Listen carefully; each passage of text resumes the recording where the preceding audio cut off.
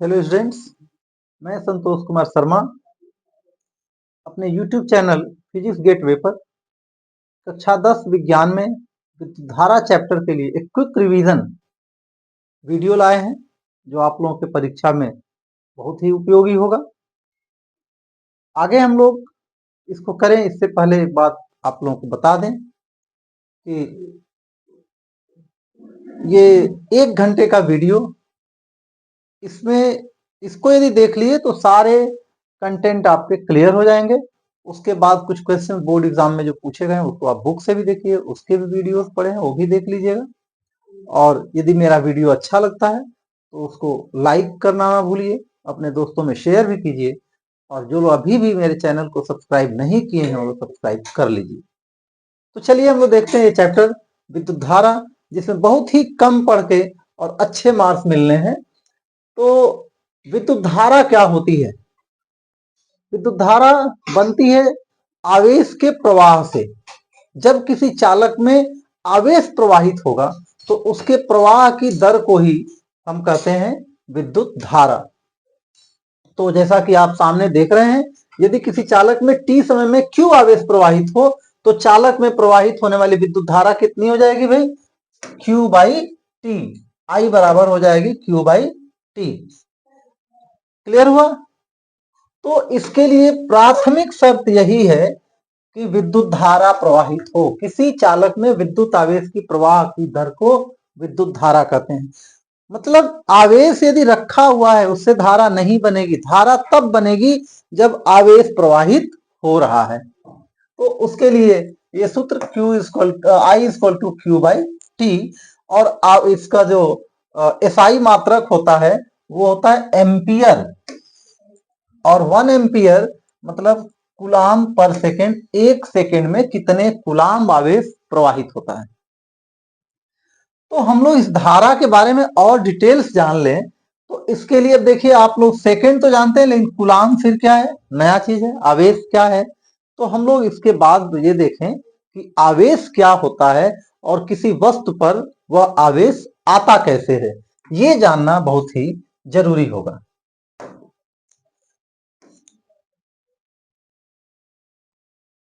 तो आवेश में यहां पे देखिए, आवेश किसी पदार्थ का वह गुण है जिसके कारण उसमें विद्युत चुंबकीय बल का जन्म होता है। तो विद्युत चुंबकीय बल, आवेश क्या है भाई? आवेश वो है जिससे कौन से बल का जन्म होगा? विद्युत चुंबकीय बल का जन्म होगा। विद्युत चुंबकीय बल का जन्म होगा। कई तरह के बल हैं, जैसे गुरुत्वाकर्षण का बल है, वो वस्तुओं में द्रव्यमान के कारण सिर्फ हो जाता है। लेकिन ये विद्युत चुंबकीय बल द्रव्यमान के कारण नहीं आएगा, बल्कि पदार्थ में एक ऐसा गुण है, उस गुण के कारण विद्युत चुंबकीय बल आएगा, जिसको और वही क्या है? आवेश है। तो आवेश का डेफिनेशन भी आए तो आप क्या लिखेंगे? आवेश किसी पदार्थ का वह गुण है। ध्यान दीजिए, ये क्या है? गुण है। गुण है, इसको छू नहीं सकते हैं, टेंजिबल नहीं है ये बस अपना इसका प्रभाव दिखाई देगा। तो ये जन्म होता है। अब अगला क्वेश्चन हम लोग क्या देखें कि कोई वस्तु आवेशित कब कहलाती है? वस्तुएं तो बहुत सारी हैं, कमरे में पड़ी हुई, आपके क्लास में पड़ी हुई, आपके सामने पड़ी हुई। तो आवेश कब आएगा उसमें? तो उसके लिए आप थोड़ा सा मालूम ही होगा आप लोगों को कि जो सभी पदार्थ है किससे बना हुआ है भाई? परमाणुओं से मिलकर बना हुआ है। किससे बना है? परमाणुओं से। और परमाणुओं के नाभिक में उसके केंद्र पे छोटा सा भाग है, बहुत ही छोटा सा भाग, वो क्या होता है? नाभिक। तो नाभिक में कुछ कण होते हैं, और वो कण कौन है? न्यूट्रॉन और प्रोटॉन। और इसमें प्रोटॉनों पे देखा जाता है, जो मूल कण है ना, इलेक्ट्रॉन, न्यूट्रॉन और प्रोटॉन, तो उनके प्रोटॉनों पे देखा गया कि धन आवेश होता है, और नाभिक में चारों ओर विभिन्न कक्षाओं में इलेक्ट्रॉन घूमते रहते हैं, उस पे कौन सा आवेश होता है? ऋण आवेश होता है। ये भी आप जानते हैं कि किसी भी परमाणु में इलेक्ट्रॉन और प्रोटॉन दोनों की संख्या क्या होती है? बराबर होती है, और उन पे आवेश भी बराबर होता है। ये भी जानना होगा, जो मूल कण है, जैसे हमारा क्वेश्चन है ना, कोई वस्तु आवेशित कब कहलाती है? तो ये जैसा कि मैं बताया कि जो आवेशन का गुण है, आवेश का गुण है, वो क्या है? मूल कणों में है, इलेक्ट्रॉन में है और प्रोटॉन में है। तो इलेक्ट्रॉन पर भी कितना आवेश होता है भाई, ये 1.6 इंटू 10⁻⁻19 कूलम होता है, और प्रोटॉन पर भी कितना आवेश होता है 1.6 इंटू 10⁻⁻19 कूलम। दोनों पे आवेश बराबर होता है और ये दोनों बराबर संख्या में भी रहते हैं। अंतर क्या होगा कि इलेक्ट्रॉन पर जो आवेश है वो ऋण आवेश होता है और प्रोटॉन पर जो आवेश होता है वो क्या होता है, धन आवेश होता है। संख्या में भी बराबर होते हैं, जितने प्रोटॉन उतने इलेक्ट्रॉन। तो प्लस Ne, मान लीजिए कोई परमाणु है तो उसमें प्लस Ne इलेक्ट्रॉन हो गए और plus minus Ne, plus Ne proton का चार्ज हो गया, इलेक्ट्रॉन का मान लीजिए माइनस Ne हो गया और इसका प्लस Ne, और ये दोनों का वैल्यू क्या हो गया, 0 होता है। तो कोई जो परमाणु है, परमाणु क्या है, परमाणु उदासीन है। परमाणु कैसा है भाई, परमाणु उदासीन है, उदासीन है, उस पर कोई आवेश नहीं है। और सभी वस्तुएं जब परमाणुओं से मिलकर बनी हैं तो सभी वस्तुएं भी क्या हैं, सामान्य अवस्था में उदासीन है, किसी पे कोई आवेश नहीं है। तो अब प्रश्न ये उठता है कि किसी वस्तु पर आवेश आता कैसे है। तो उसके लिए ये होता है कि जब कोई वस्तु अपनी सामान्य अवस्था में, सामान्य की अपेक्षा कम संख्या में या अधिक संख्या में इलेक्ट्रॉन रखती है, तब उसमें क्या हो जाएगा, आवेश आ जाएगा। क्लियर हुई बात कि कोई वस्तु आवेशित कब कहलाएगी भाई, कोई वस्तु आवेशित कब कहलाती है, कोई वस्तु आवेशित कहलाती है यदि उस पर इलेक्ट्रॉनों की संख्या सामान्य से कम या अधिक हो। इलेक्ट्रॉनों की संख्या जब उस पर सामान्य से कम या अधिक होगी तब उसमें क्या हो जाएगा, आवेश आ जाएगा। उदाहरण के रूप में यदि हम बात करें कि सोडियम की बात कर लें, हम लोग सोडियम आयन पढ़े होंगे। सोडियम का परमाणु क्रमांक आप याद कीजिए, परमाणु क्रमांक 11। तो इसका मतलब उसमें 11 इलेक्ट्रॉन है और 11 प्रोटॉन है। और उसमें यह देखा जाता है कि उसके बाहरी कक्षा में एक इलेक्ट्रॉन, इलेक्ट्रॉन विन्यास को भी जरा ध्यान से देखेंगे तो उसके बाहरी कक्षा में एक इलेक्ट्रॉन होता है। और पढ़े होंगे कि जिन तत्वों के परमाणुओं के बाहरी कक्षाओं में 1, 2 या 3 इलेक्ट्रॉन होता है, उनमें अपने इलेक्ट्रॉन त्यागने की क्षमता होती है, तो वो अपना इलेक्ट्रॉन त्याग करके और धन बनाएंगे। तो ये कैसे बना भाई, यहाँ पे सोडियम था, उसने अपना एक इलेक्ट्रॉन त्याग दिया, तो अब इसके पास बच गए कितने, 10 इलेक्ट्रॉन। और प्रोटॉन कितने हैं भाई, प्रोटॉन तो हटे नहीं वहां से। प्रोटॉन एक तो नाभिक के अंदर होता है और इलेक्ट्रॉन की अपेक्षा बहुत ही भारी होता है, तो उस केस में प्रोटॉन का ट्रांसफर नहीं होता है। तो अब देखो भाई 10 इलेक्ट्रॉन और 11 प्रोटॉन, 10 इलेक्ट्रॉन को 10 प्रोटॉन क्या कर देंगे, कैंसिल कर देंगे, सिर्फ बच जाता है एक प्रोटॉन का जो चार्ज है एक्सेस में बच जाता है, इसलिए ये हो गया क्या, पॉजिटिव चार्ज सोडियम पे। और उसके उल्टा क्लोरीन की जरा सोचिए, तो क्लोरीन में 17 उसका परमाणु क्रमांक है, तो 17 इलेक्ट्रॉन है और 17 प्रोटॉन है। और इसका इलेक्ट्रॉन विन्यास देखते हैं तो ये होता है 287। तो इसके बाहरी कक्षा में 7 इलेक्ट्रॉन, 7 इलेक्ट्रॉनों को इजीली वो दे नहीं सकता, तो वो एक इलेक्ट्रॉन लेने की टेंडेंसी रखता है। एक इलेक्ट्रॉन यदि इसको मिल गए तो अब इसी क्लोरीन परमाणु पे अब हो गए भी 17 के बदले 18 इलेक्ट्रॉन हो गए और 17 प्रोटॉन वैसे ही रहेंगे। तो एक इलेक्ट्रॉन जो एक्सेस हुआ उसके वजह से यहां पर माइनस चार्ज हो गया। तो ये जो लिखा गया किसी वस्तु पर वस्तु आवेशित कहलाती है यदि उस पर इलेक्ट्रॉनों की संख्या सामान्य से अधिक या कम हो। वो होता कैसे है भाई, कम या अधिक कैसे होगा, तो इलेक्ट्रॉनों के ट्रांसफर से। ध्यान रखिएगा कि किसी भी वस्तु में आवेश का कारण इलेक्ट्रॉन ट्रांसफर है, कुछ और ट्रांसफर नहीं होता है, प्रोटॉन ट्रांसफर नहीं होते हैं। तो चाहे वो वस्तु पे पॉजिटिव चार्ज आई हो या निगेटिव चार्ज आई हो, तो उस पे कारण कौन है, तो ट्रांसफर ऑफ इलेक्ट्रॉन्स, इलेक्ट्रॉन्स ही कारण है, क्योंकि वही ट्रांसफर किए जा सकते हैं। अब क्या होगा, जो वस्तु में एक्सेस नंबर ऑफ इलेक्ट्रॉन्स होंगे, यदि किसी वस्तु पे सामान्य से अधिक इलेक्ट्रॉन होंगे, सामान्य से अधिक इलेक्ट्रॉन, तो धन चार्ज हो जाएगा, सॉरी सामान्य से अधिक इलेक्ट्रॉन होंगे तो ऋण चार्ज हो जाएगा, और सामान्य से कम इलेक्ट्रॉन हुए तो धन चार्ज होगा। तो चाहे वस्तु धन आवेशित हो या ऋण आवेशित हो, उस पे चार्ज का वैल्यू बराबर ही होगा, वो चार्ज का कारण जो होगा वो इलेक्ट्रॉन ही होगा। अब हम लोग इसके बाद देखें जरा कि ये इलेक्ट्रॉनों की संख्या से आवेश को, क्योंकि हमने बताया एसआई यूनिट चार्ज का क्या होता है भाई, आवेश का एसआई यूनिट क्या होता है,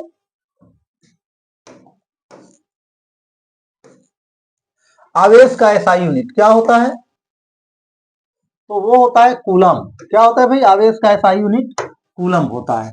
तो 1 कूलम और इलेक्ट्रॉनों की संख्या में क्या संबंध है, तो 1 कूलम में होते हैं 6.25 into 10 to the power 18 electrons. और आते कहां से हैं, तो आएगा कहां से, तो जब हम लोग ये पता करें कि नंबर ऑफ इलेक्ट्रॉन्स, मान लीजिए एक कूलम में 1 कूलम में n इलेक्ट्रॉन्स हो, n इंटू ई, तो ई पे कितना हो जाएगा भाई, n कितना हो जाएगा, सॉरी n कितना करें हम लोग, तो n इज इक्वल टू होता है 1 कूलम बाई ई, मतलब ये 1 कूलम डिवाइडेड बाई इलेक्ट्रॉन पे कितना आवेश था 1.6 into 10 to the power minus 19। इसी को जब सॉल्व करते हैं दैट इज ऊपर जाएगा तो 10 टू द पावर 19 हो गया। इसको 1.6 से डिवाइड करते हैं तो यही संख्या आ जाती है 6.25 इंटू 10 टू द पावर 18। इतने इलेक्ट्रॉन होते हैं एक कूलम्ब में। तो अब जब हम विद्युत धारा की बात, क्योंकि हम लोग वापस आना था उसी पे, ये रिलेशन जान ले कि एक कूलम्ब में इतने इलेक्ट्रॉन होते हैं और एक इलेक्ट्रॉन पे कितना आवेश होता है। ये सब एग्जाम के छोटे छोटे क्वेश्चंस भी हैं और इनका यूज होगा, इनके बिना आप आगे के कंसेप्ट को भी नहीं जान पाएंगे। तो हम लोग अब देखें कि 1 एम्पियर, जो बात हम लोग किए थे कि भाई धारा तो क्या होती है, धारा का एसआई मात्रक क्या है, एम्पियर है, कूलम पर सेकेंड है। तो 1 एम्पियर होगी क्या, तो यदि किसी परिपथ में 1 सेकंड में 1 कूलम आवेश प्रवाहित हो तो उस परिपथ में प्रवाहित विद्युत धारा 1 एम्पियर होगी। क्योंकि यदि यहां पे हम देखें तो आई इज इक्वल टू क्या देखें, I is equal to Q by T. यदि इसको 1 कूलम रख दें, इसको 1 सेकेंड रख दें, तो ये आ जाता है 1 एम्पियर। मतलब यदि ये भी क्वेश्चन होता है कि 1 एम्पियर क्या है, तो यदि किसी परिपथ में 1 सेकंड में 1 कूलम आवेश प्रवाहित हो तो उस परिपथ में प्रवाहित विद्युत धारा 1 एम्पियर होगी। और बात कि धारा चालक में प्रवाहित कैसे होगी, तो कोई ना कोई आवेशित कण होंगे। जो सॉलिड चालक हैं उसमें सब जगह क्या वो इलेक्ट्रॉन ही प्रवाहित होंगे, इलेक्ट्रॉन ही चलेंगे। तो हम उसको इलेक्ट्रॉनों की संख्या से यदि हम लोग समझने की कोशिश करें कि इलेक्ट्रॉनों की संख्या में 1 एम्पियर में क्या है, तो ये 6.25 into 10 to the power 18 electron per second जब पास होंगे तो ये होगा 1 एम्पियर धारा।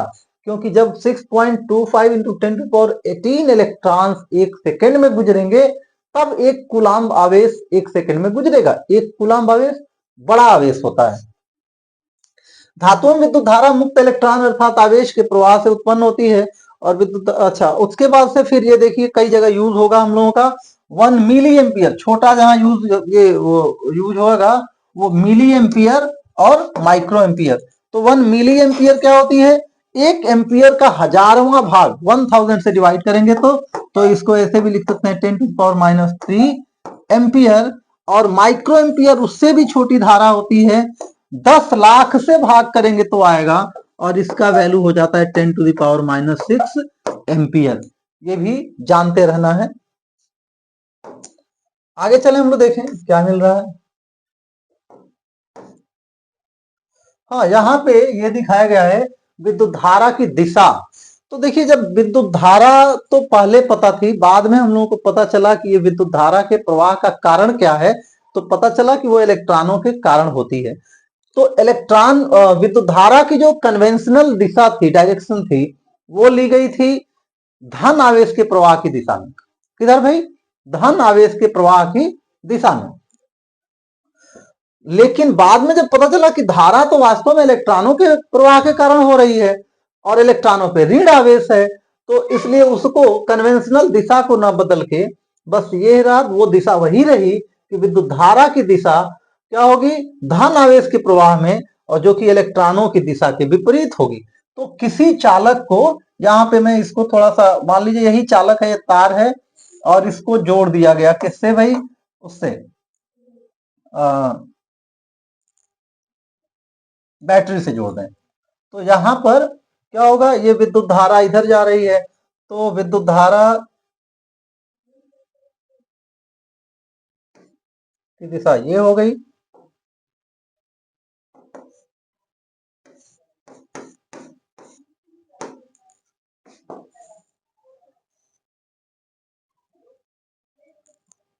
इलेक्ट्रॉन जा रहे हैं इधर, इधर से धन की तरफ आएंगे, और विद्युत धारा धन से ऋण की तरफ इधर से इधर होते हुए इसमें धारा प्रवाहित होगी, ये धारा की दिशा हो जाएगी।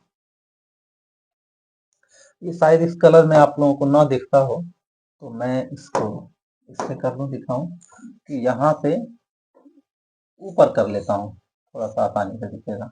ये हो गया, और यहाँ से इसको जोड़ दिया गया किसी बैटरी से। तो बैटरी में क्या होगा भाई, ये इलेक्ट्रॉनों की दिशा है, तो इलेक्ट्रॉन किधर जाएंगे, धन की तरफ जा रहे होंगे। इलेक्ट्रॉन जाएंगे किधर, इलेक्ट्रॉन जाएंगे धन की तरफ। और ये देखिए यहाँ पर, तो होगा क्या कि धन की तरफ ये इलेक्ट्रॉन भागेंगे, और विद्युत धारा क्या होगी, ये बाहर में तो ऐसे चलेगी, और चालक के अंदर, ये चालक के अंदर की धारा है, विद्युत धारा की दिशा यहाँ जो दिखाई जा रही है, ये चालक के अंदर की बात चल रही है कि इलेक्ट्रॉन इधर जा रहे होंगे और विद्युत धारा उनके विपरीत दिशा में। इलेक्ट्रॉन किधर जाएंगे, धन की तरफ जाएंगे।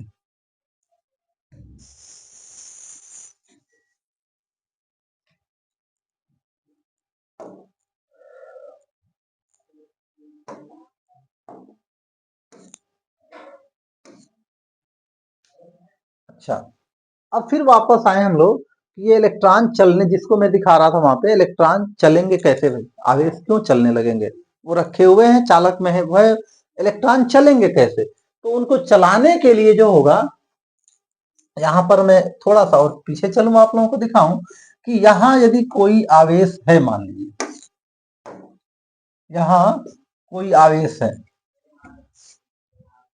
धन आवेश, तो इसके चारों तरफ एक फील्ड बन जाएगा, और वो जो फील्ड होगा उसके अंदर कोई और आवेश आएगा, तो उसके ऊपर क्या लगता है, एक बल लगता है। तो इसको, इस क्षेत्र को जिसमें कोई दूसरा चार्ज आने पर बल लगता है, वो होता है विद्युत क्षेत्र। विद्युत क्षेत्र अब सिलेबस में आप लोगों के नहीं है, क्योंकि एक क्विक रिवीजन पैकेज लाया हूं, तो इसलिए मैं उसको नहीं दिखा रहा हूं। कूलम्स लॉ होता है जो ये बताता है कि दो चार्जेज के बीच जो फोर्स लगता है 1/4 pi epsilon nought into Q1 Q2 by R square, ये फॉर्मूला है जिसके द्वारा हम दो आवेश के बीच क्या बल लग रहा है वो निकालते हैं हम लोग। यही विद्युत चुंबकीय बल या विद्युत स्थितिकी बल काम करता है, तो दोनों के बीच ये बल काम करता है, और ये इसका एक रेंज है, बहुत दूर तक तो जाएगा नहीं। तो क्या होगा कि वो इस चार्ज के चारों तरफ का वह क्षेत्र जिसमें कोई दूसरा आवेश आने पर बल लगेगा, इसका क्या कहलाता है, विद्युत क्षेत्र कहलाता है। अब हम किसी चार्ज को जब तक बाहर, ऐसे इस क्षेत्र के बाहर वो कहीं घूम रहा है, इससे कोई फर्क नहीं पड़ने वाला है, लेकिन तो इस क्षेत्र को अनंत, क्षेत्र के बाहर के हिस्से को अनंत मान लेंगे, और अनंत से जब कोई चार्ज इसके अंदर आएगा, और यहां तक ये फील्ड है, फील्ड के किसी पॉइंट की बात करें हम, मान लीजिए वो चार्ज आ गया अब यहां पर, पॉइंट ए मान लीजिए, आया कहां से इसको लेके आए, अनंत से लेके आए। तो ये अनंत से यहां तक लेके आने में देखो क्या होगा भाई, आप ये भी जानते हैं कि लाइक चार्जेस क्या करेंगे एक दूसरे को, लाइक चार्जेस एक दूसरे को रिपेल करती हैं, प्रतिकर्षित करती हैं, तो ये धन आवेश इस धन आवेश को नहीं आने देगा। और फिर भी यदि हम इसको लाना चाहें, तो उस केस में क्या होता है भाई, उस केस में ये हमको इसके इसके द्वारा जो बल, प्रतिकर्षण का बल लगेगा, उसके अगेंस्ट वर्क करना पड़ेगा, और जो वर्क करना पड़ेगा उसको हम कहेंगे W इंफिनिटी टू ए। कहां से ला रहे हैं भाई, फील्ड के बाहर, मतलब अनंत से ला रहे हैं, कहां तक लाए, पॉइंट ए तक लाए, और पर कूलाम्ब आवेश पे जो वर्क हम करेंगे वो कहलाएगा इस बिंदु का विभवांतर, VA, सॉरी विभव, इस बिंदु का विभव, तो विभव क्या होता है? तो एकांक आवेश को अनंत से विद्युत क्षेत्र के किसी बिंदु तक लाने में किया गया कार्य, उस बिंदु का, ये इस बिंदु की प्रॉपर्टी है, वो इस बिंदु की क्या कहलाएगी? विभव, विद्युत विभव। और अब हम दो बिंदुओं की बात करें, यहां पर दो बिंदु ले लें, बिंदु ए हो गया और यहां पर एक बिंदु और क्या ले लें? ये बिंदु ए और यहाँ पे बिंदु हो गया बी। तो अनंत से जब हम किसी चार्ज को लेके आ रहे हैं यहाँ, तो ए तक लाने में कुछ काम हुआ, उससे मिला हमको वी ए मिला था, V A equal to W infinity to A divided by Q, और बी तक लाने में वी बी, ये कितना था भाई? W infinity to B divided by Q. इसका मतलब दोनों का कुछ विभव होगा, बिंदु ए का भी एक विभव है और बिंदु बी का भी विभव है। लेकिन यहां से ए तक लाने में जितना काम किए, जब यहाँ अनंत से बी तक लेके आएंगे तो कुछ और ज्यादा वर्क करना पड़ेगा। इसका मतलब डब्ल्यू इंफिनिटी टू बी और डब्ल्यू इंफिनिटी टू ए दोनों सेम नहीं है, अंतर होगा। और ये अंतर होगा तो इसका मतलब इसका विभव और इसके विभव में अंतर होगा, और जो विभव का अंतर है वही विभवांतर है। तो अब ये कैसे निकालें कि विभवांतर कैसे है? तो इसके लिए देखिए भाई, ये निकालें हम यहाँ पर, तो वी बी ज्यादा कौन होगा? वी बी होगा, माइनस वी ए होगा। तो ये W infinity to B divided by Q minus W infinity to A divided by Q, this equal to W. अब यहां से इसको कॉमन ले लें तो W infinity to B minus W infinity to A divided by Q. और यहां पर ऑलरेडी जब हम ये इंफिनिटी टू बी आना है, तो ऑलरेडी ए तक आने में तो कुछ वर्क हो चुका है, अब बी तक आने में ए से बी के बीच में कुछ एक्स्ट्रा वर्क करना है, यही अंतर यहां से मिल जाएगा। तो ये होता है डब्ल्यू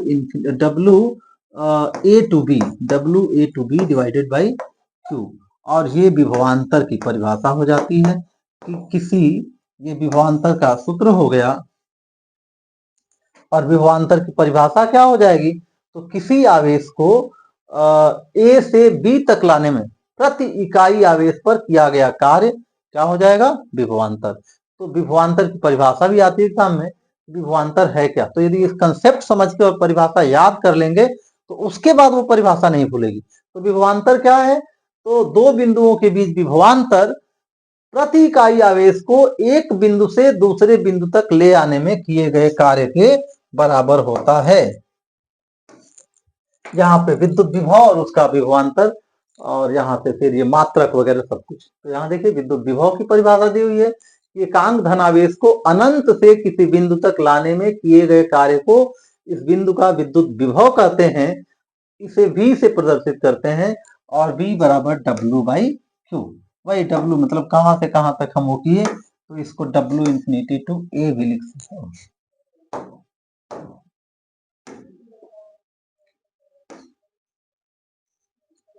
डब्ल्यू बाई क्यू। इसी को जो हम लोग डब्ल्यू मतलब क्या, यहाँ पे बस शॉर्ट में लिखा गया है, ये W infinity to A B जिस बिंदु तक लाना है बाई क्यू, वही चीज है ये।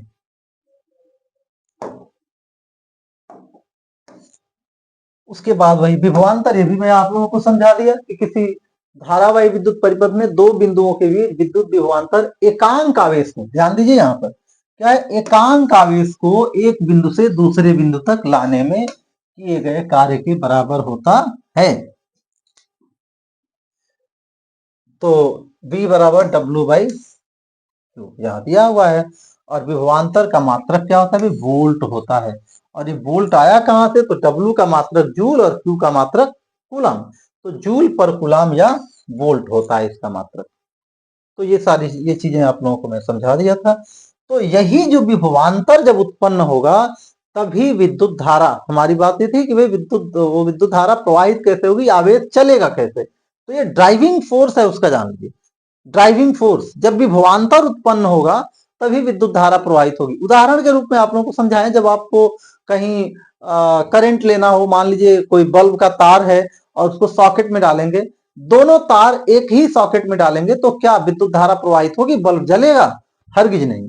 तो वो दो सॉकेट, वो जो सॉकेट में वो दो जगह उस तार को डालते हैं, तो कैसे होता है, तो उसमें एक पॉइंट होता है लाइव का और दूसरा होता है न्यूट्रल का। तो लाइव मतलब यदि आपके घर की वोल्टेज 220 वोल्ट है, तो लाइव का मतलब यदि सॉकेट है ना, यहाँ पे इसको हम समझाएं आप लोगों को, यदि ये सॉकेट है तो ये तो हो गया आपका ऊपर अर्थिंग का पॉइंट होता है, ये लाइव होता है, ये न्यूट्रल होता है। तो यहाँ 0 वोल्ट और यहाँ 220 वोल्ट। तो जब तार को हम यहाँ पे लाते हैं तो ये तार के सिरों के बीच विभवांतर हो गया 220 वोल्ट, और यही विभवांतर जब स्थापित होता है तभी उसमें विद्युत धारा प्रवाहित होती है। अदरवाइज उसमें न विद्युत धारा प्रवाहित होगी, ना आपका बल्ब जलेगा, ना फैन चलेगा। तो ये विभवांतर ही, इसीलिए इसको जानना जरूरी है। तो एग्जाम के लिए भी ठीक है कि भाई पूछा जाता है विभवांतर क्या है, विभव क्या है, उसके मात्रक क्या है, और ये क्या जरूरी है भाई। तो जब तक विभवांतर तार के या चालक के सिरों के बीच उत्पन्न नहीं किया जाएगा तब तक उसमें कोई धारा प्रवाहित नहीं होगी। अब उदाहरण के लिए छोटे मोटे उदाहरण आप लोग हम लोग इसमें कर सकते हैं। जैसे अच्छा, 1 वोल्ट विभवांतर कितना होता है, तो 1 वोल्ट विभवांतर के लिए भी क्या है, तो यहाँ पे V बराबर क्या आया था, V बराबर आया था V इक्वल टू W/Q ना। तो यहाँ पर यदि 1 जूल कार्य करना हो प्रति इकाई आवेश पे, कोई दो बिंदु है A और B, A और B, और A से B तक ले जाने में एकांक Q इक्वल टू 1 कूलम, ये 1 कूलम आवेश को A से B तक ले जाने में यदि 1 जूल का कार्य होता है तो उसी को कहते हैं कि इसका मतलब उस दोनों बिंदुओं के बीच विभवांतर कितना हो गया भाई, 1 वोल्ट हो गया विभवांतर। और कुछ और छोटे छोटे मात्रक हैं, जैसे 1 वोल्ट, 1 मिली वोल्ट तो कितना हो जाएगा भाई, 10⁻³ वोल्ट हो जाएगा। 1 माइक्रो वोल्ट 10⁻⁻6 वोल्ट हो जाएगा। मेगा वोल्ट बड़े बड़े voltage, mega volt giga volt भी होता है, इसमें दोनों यूनिट यूज होते हैं। तो ये कितना हो जाएगा भाई, ये 10⁻, मेगा मतलब 10⁻6 वोल्ट। ध्यान दीजिए ये छोटे मात्रक हैं, ये दोनों कौन से हैं, छोटे मात्रक हैं। तो यहाँ पावर माइनस है, ये बड़े मात्रक हैं। तो मेगा वोल्ट 10⁻6 और kilo volt 10⁻3 volt, mega volt बड़ा है।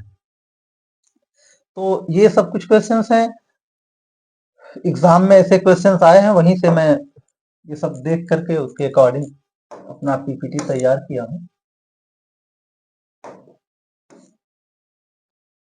ये क्या, अच्छा ओम का नियम, हाँ इसको हम लोग अभी इसी के थ्रू देखेंगे हम लोग कि कितना क्या हो रहा है।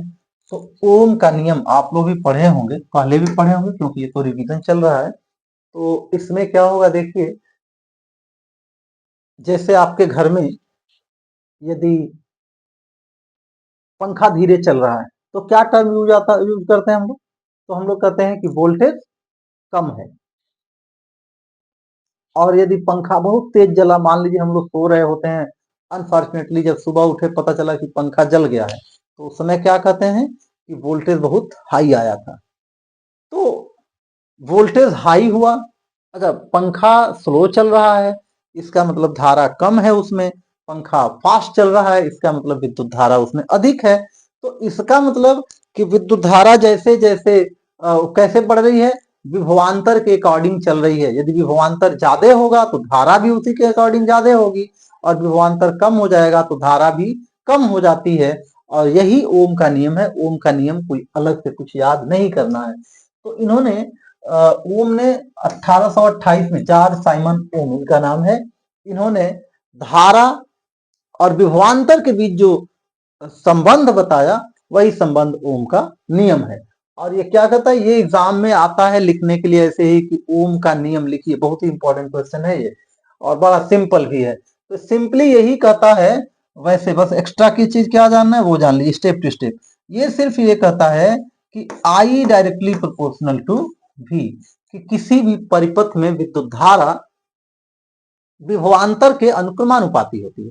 कब, बस ये जान लेना कि भाई चालक जो है, जिस तार में विद्युत धारा प्रवाहित हो रही है उसकी भौतिक अवस्थाएं अपरिवर्तित रहे। और वो भौतिक अवस्थाएं क्या होती हैं भाई, तो ये तार है यदि, तो इसकी लंबाई, इसकी मोटाई, मोटाई मतलब उसके अनुप्रस्थ क्षेत्रफल, उसका ये मोटाई, कितना मोटा है तार, पतला है कितना, तो मोटाई पे लंबाई और ये ताप, उसका तापमान कितना है और किस पदार्थ का बना है, ये गोल्ड का बना है, सिल्वर का बना है, कॉपर का बना है, एल्युमिनियम का बना है, लोहे का बना है, किसका बना है, ये सब इसकी।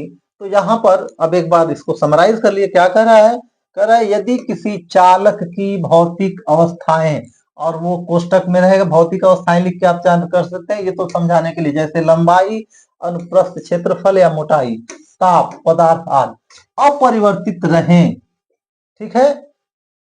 तो चालक में प्रवाहित होने वाली विद्युत धारा आई उस चालक के सिरों के मध्य उत्पन्न विद्युत विभवांतर V के अनुक्रमानुपाती होती है। तो यहाँ पे शॉर्ट में लिखते हैं I directly proportional to V यदि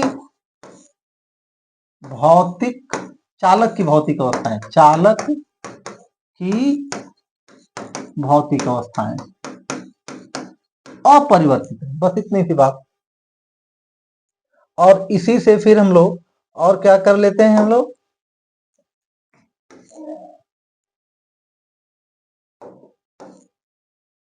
तो यहां पर और क्या देखें हम लोग, क्या देखे थे, I directly proportional to V, और V फॉर्मूला लाने के लिए V directly proportional to I भी कह सकते हैं।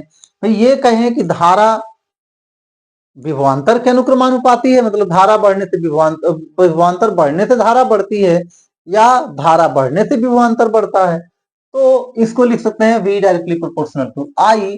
और इस अनुक्रमानुपाती चिन्ह को हटाने के लिए एक नियतांक यूज करते हैं जिसे R कहते हैं, वो है R, क्या है भाई, R अनुक्रमानुपाती नियतांक है, और ये उस चालक का क्या है भाई, उस चालक का प्रतिरोध है, चालक का प्रतिरोध है। तो प्रतिरोध होता क्या है, नया चीज क्या है भाई। अच्छा, और अनुक्रमानुपाती का मतलब क्या हुआ, तो ये देखा गया कि मान लीजिए कोई चालक है, यहाँ पर ये चालक है, चालक को हम कुछ नहीं बदल रहे ना, तो भौतिक अवस्थाएं मान लीजिए हमने क्या कर दिया, इसका फिक्स कर दिया। तो यहाँ पे क्या हुआ, धन के तरफ से धारा I निकलेगी और इसके बीच का बीच ये क्या है, विभवांतर है। तो ये देखा गया कि जैसे जैसे उदाहरण के रूप में यदि हम ले लें कि यदि एक धारा 2 एम्पियर कहीं की गई, VI धारा 2 एम्पियर, तो यहाँ विभवांतर मान लीजिए आया हमारा 20, यदि आया धारा 3 एम्पियर तो ये 30 मिलेगा, ये 4 एम्पियर तो ये 40 आएगा। तो यहां से देख के क्या लग रहा है, यदि हम V equal to I R करें, हम लोग V इक्वल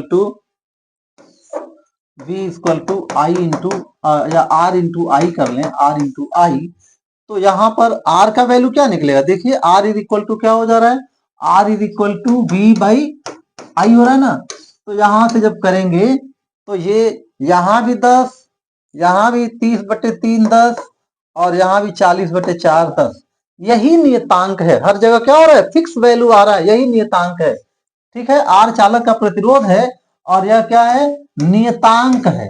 कब, जब भौतिक स्थितियां कांस्टेंट रहें तो ये R इसका, तो ये V equal to R into I, ये क्या है, ओम के नियम का सूत्र है, सूत्र के रूप में ओम के नियम को हम कहते हैं। बस एक्स्ट्रा क्या है कि भाई उसकी भौतिक अवस्थाएं नियत रहें, तब तक वो रूल फॉलो होता है।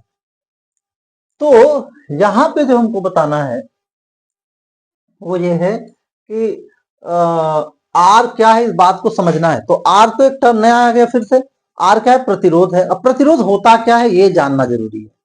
तो प्रतिरोध क्या होता है, किसी चालक में करंट कैसे फ्लो होगी भाई, इलेक्ट्रॉनों के चलने से फ्लो हो रही है, और इलेक्ट्रॉन फ्लो होंगे तो रास्ते में क्या पूरा रास्ता खाली मिला है क्या, आप लोग जब जाते हैं घर के लिए निकलेंगे तो सड़क पे आप सभी स्टूडेंट्स अपने आप को यदि इलेक्ट्रॉन मान ले तो आप जाएंगे तो सड़क क्या आपको एकदम स्मूथ मिलनी है, नहीं, आपको रास्ते में कुछ और स्टूडेंट्स मिलेंगे, कुछ और स्टूडेंट्स की साइकिलें मिलेंगी। उसी तरह से जब इलेक्ट्रॉन गुजर रहे होते हैं तो रास्ते में उसको कुछ और डिफरेंट आयंस, एटम्स और ये इलेक्ट्रॉन्स, ये सब और भी मिलेंगे। तो उनको उनका जो फ्लो है वो स्मूथ नहीं होता है, बल्कि उनको भी थोड़ा अपोजिशन सफर करना पड़ता है। तो जब कोई चालक में धारा प्रवाहित होती है तो चालक खुद भी स्मूथली उसको नहीं जाने देता है, बल्कि वो क्या करता है भाई, उसपे कुछ विरोध दर्ज करता है, अपोजिशन अपोज करता है उसको प्रवाहित होने का। और चालक का वह गुण जिसके कारण वह उसमें प्रवाहित होने वाली धारा का विरोध करता है, वही कहलाता है क्या? वो कहलाता है उसका प्रतिरोध। और ये चालक पे निर्भर करेगा कि चालक में तार किसका है और उसका ताप कितना है, चालक की लंबाई कितनी है और चालक का वो मोटाई कितनी है, इन बातों पे निर्भर करेगा उसका प्रतिरोध। तो अगले उसमें हम लोग स्लाइड में देखें कि ये प्रतिरोध है क्या। यहाँ पर प्रतिरोध देखिए तो वही सारी चीजें क्या है कि यह भी एक गुण है। प्रतिरोध क्या है भाई? चालक का एक गुण है, किसी चालक का वह गुण जिसके कारण वह उसमें प्रवाहित होने वाली विद्युत धारा के प्रवाह का विरोध करता है, इजीली नहीं जाने देता है, वह चालक का प्रतिरोध कहलाता है। क्या कहलाता है भाई? चालक का प्रतिरोध कहलाता है। इसे आर से प्रदर्शित करते हैं, वैल्यू इसका ये हो गया। और फिर इसका जो एसआई यूनिट है वो ओम होता है। एसआई यूनिट क्या होता है? ओम होता है। इसका सिंबल है ओम। और 1 ओम इज इक्वल टू 1 वोल्ट पर एम्पियर, वोल्ट पर एम्पियर हो जाता है भाई। यहां से यदि हम 1 वोल्ट का विभवांतर स्थापित करें और उसमें 1 एम्पियर की धारा प्रवाहित हो गई तो यही हो जाता है 1 ओम। अब अगले स्लाइड में देखें कि कौन, ये भी क्वेश्चन इंपॉर्टेंट क्वेश्चन है कि कौन कौन से फैक्टर्स हैं। ये क्या है? 1 ओम कितना है, यही चीज अभी हो कि 1 ओम कितना है। तो भाई अभी जो जैसा कि मैंने दिखाया कि यदि किसी चालक में, क्या दिखाया मैंने कि ये I is equal to V by R करें, sorry R is equal to V by I. तो यदि किसी परिपथ में 1 वोल्ट का विभवांतर स्थापित किया जाए और उसमें 1 एम्पियर की धारा प्रवाहित होगी तो इसका मतलब उसका प्रतिरोध कितना है? 1 ओम है। यही चीज यहाँ पे डेफिनेशन में लिखा गया है। आता है कि 1 ओम क्या है, ये डेफिनेशन भी आ सकता है लिखने के लिए। तो यदि किसी चालक में 1 एम्पियर विद्युत धारा प्रवाहित हो तथा चालक के दोनों सिरों के बीच विभवांतर 1 वोल्ट हो तब चालक का प्रतिरोध कितना हो जाता है? 1 ओम। अच्छा, यहाँ पे फिर से देखिए 1 किलो ओम, किलो ओम मतलब 10 टू द पावर 3 ओम हो जाएगा, 1000 ohm. 1 mega ohm 10 to the power 6 ohm हो जाएगा। और माइक्रो ओम, हालांकि इतने छोटे प्रतिरोध कम होते हैं तो वो 10 टू द पावर माइनस 6 ओम। एक आध साल एग्जाम में ऐसे भी आए हुए हैं ये रिलेशन, इसलिए मैंने इसको इंक्लूड कर लिया है। और ये देखिए प्रतिरोध को प्रभावित करने वाले कारक, ये अपने आप में चार, ये अपने आप में एक क्वेश्चन है कि प्रतिरोध के प्रभावित करने वाले कौन कौन से कारक हैं। तो सिर्फ नाम लिखना इसका पर्याप्त हो जाएगा कि ये चालक की लंबाई, चालक के अनुप्रस्थ काट का क्षेत्रफल, चालक का ताप और पदार्थ, ये 4 फैक्टर्स हैं जिसपे डिपेंड करेगा। और वो कौन कौन से हैं भाई? तो ये हो गया चालक की लंबाई। तो चालक की लंबाई के डायरेक्टली प्रोपोर्शनल होता है भाई, R is directly proportional to L। समझ सकते हैं यहाँ पर कि यदि कोई तार है, एक तार ये है और दूसरा तार ये है, तो जब ज्यादा लंबा सफर करना पड़ेगा तो इलेक्ट्रॉनों का प्रतिरोध क्या होगा? ज्यादा होगा, ज्यादा प्रतिरोध झेलना पड़ेगा तो लंबाई के अकॉर्डिंग प्रतिरोध बढ़ेगा।